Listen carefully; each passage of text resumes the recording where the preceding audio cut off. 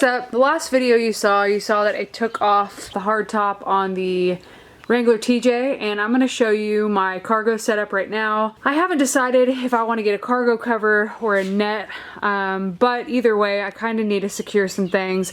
I don't really live in an area where I'm too worried about people just kind of dipping in here and grabbing, or I'm never somewhere where this is outside long enough where I don't have it in my line of sight or something like that. But still, to take a few precautions, I will show you my temporary setup that I have in case you either are in the same boat as me and don't have a cargo net or a cargo cover. I repurposed this, and this is from my Volkswagen. It actually came with the car. This is the net that's kind of used in the back to keep things from moving around. Put it conveniently in these little holes that the bolts went for the hardtop, and it works out great. It's just something to keep maybe larger, lighter items from flying up when I'm driving, or just make it that much harder for somebody to kind of grab in and wiggle things out if they are looking to steal something. So that's the first thing I have. The second thing I have is this $12 plastic toolbox that I got last night from Atwood's, which Atwood's is just kind of like a farm store. It's gonna have random crap and everything's really, really cheap there. So I picked this up last night. I have a little laundry basket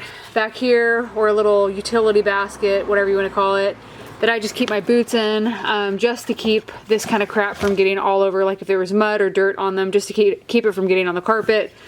And then I have this rack right here, and oddly enough, even though it kind of looks like it doesn't do anything, it keeps these wrenches from sliding around whenever I'm driving. It makes it harder to slide than whenever it's on carpet. So I do keep those in my Jeep just in case I were to need them. But the coolest thing I picked up, and I picked this up today, is this is an adjustable bungee cord, and I will show you right here. I'm probably gonna swing this back and hit myself.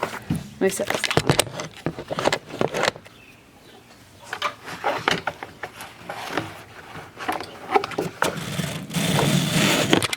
Alright, so the adjustable bungee cord I just put through here, again, to make it a little bit harder for somebody to just reach in the back and pull something out.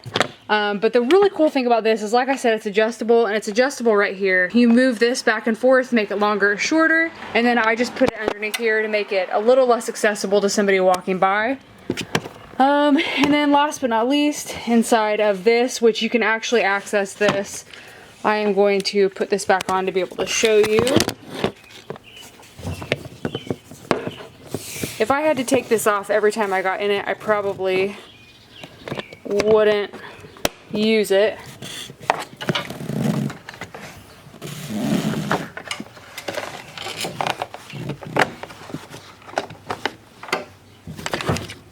Okay, so like I said, you can actually use this or get in it without having to take that out, which that's super convenient. Again, I wouldn't use it if I couldn't do that. But under here, this is where I'm going to put the wrenches that I have.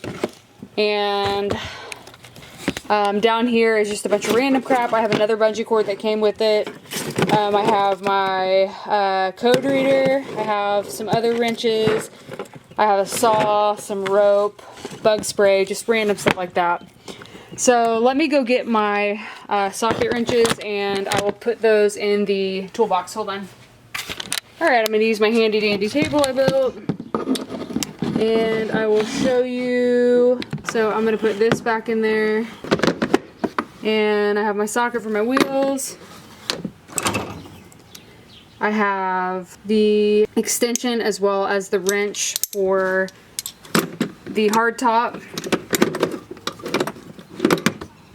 And actually, I'm going to put this back in its case.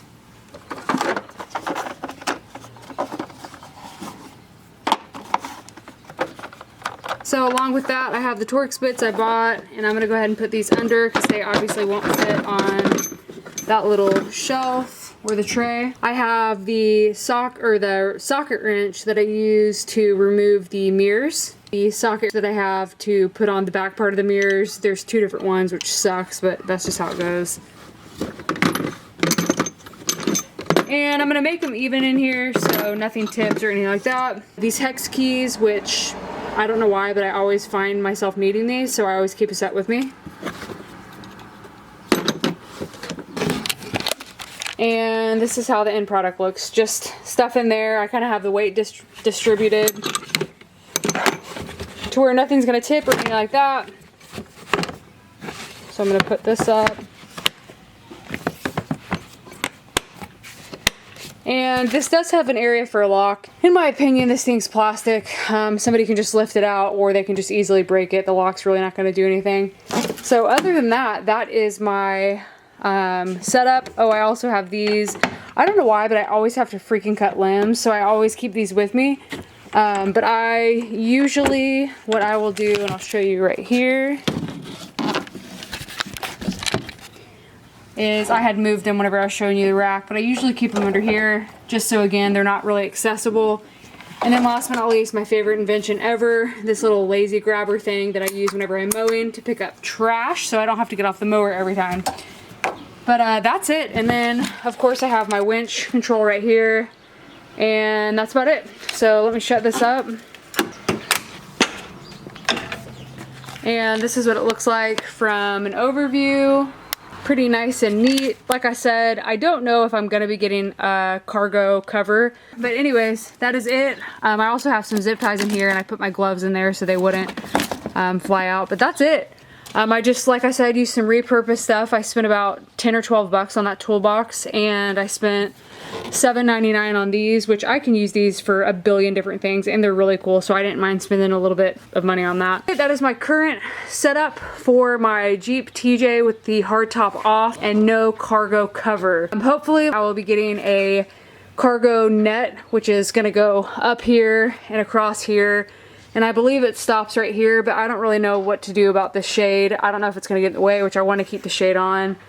Because if you've ever driven a Jeep without the top on, you know the pain of the sun just beaming down and frying you. So that's it.